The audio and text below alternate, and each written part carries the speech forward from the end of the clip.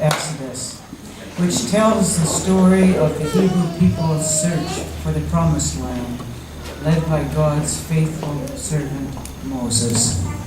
Thank you.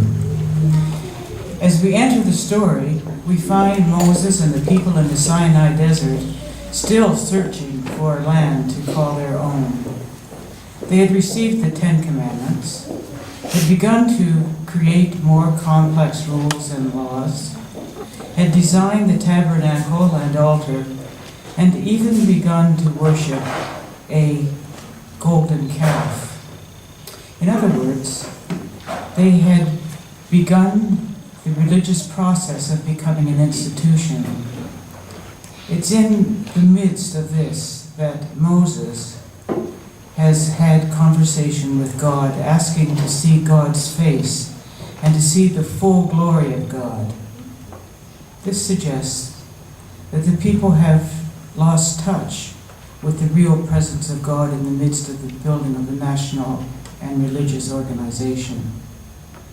You can hear what almost seems like frustration in the work of Moses as he pushes God to be more present in their lives. This passage also shows the deep insight on the part of the writer of Exodus to understanding the nature of God, that we cannot see God fully, but rather that we experience God always in the moment after, in the wonder, in the act of love, or in the deep sorrow. Hear now this imaginative conversation between Moses and God, reading Exodus 33:12-23. Moses said to God, "See, you said to me, 'Bring up this people,' but you've not let me know whom you want us to send with me. Yet you have said, 'I know you by name.' And you've also found favor in my sight. Now, if I have found favor in your sight, show me your ways, so that I may know you fully." God said to Moses, "My presence will go with you, and I will give you rest." Moses replied, "If your presence will not go, don't carry us up from here. For how shall it be known that I and your people have found favor in your sight, unless you go with us?" God says to Moses, "I'll do the very things that you asked for. For you have found favor in my sight, and I know you by name." Moses said, "Show me your glory, I pray."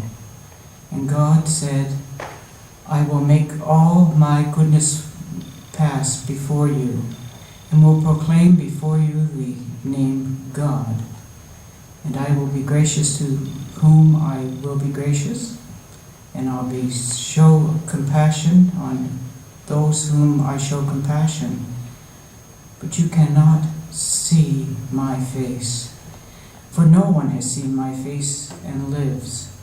See, there is a place by me where you stand on a rock, and while my glory passes by, I will put you in the cleft of that rock, and I will sing out with your hand. I'll cover your hand until I have passed by. Then I will take away my hand, and you shall see my back, but my face you shall not see." Hear what the Spirit is saying to the church. Thanks be to God.